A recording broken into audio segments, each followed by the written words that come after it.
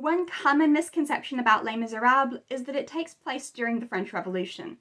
Actually, the French Revolution does have an important impact on it, but it's purely part of the backstory. The uprising that takes place in Paris at the end of the novel is actually a completely different event.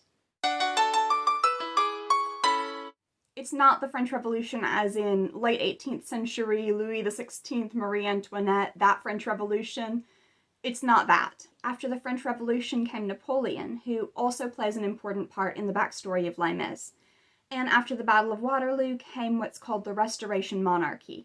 France became a monarchy again. It was ruled over by several different monarchs during the early to mid-19th century, and there were multiple armed insurrections in Paris, which sometimes led to somewhat successful results, and sometimes failed very badly, like the one in Les Mis.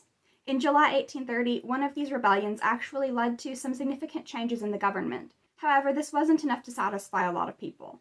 In 1832, a man named Jean-Maximilien Lamarck, who was a member of parliament and a former military leader, and was outspoken against the monarchy, died during a cholera epidemic. His funeral took place on June 5th, 1832, and was kind of the jumping off point for another armed insurrection in Paris. Sometimes known as the June Rebellion, this lasted only 2 days, June 5th and 6th. It involved, much like in the novel, barricades and fighting in the street and everything, and it ended in failure.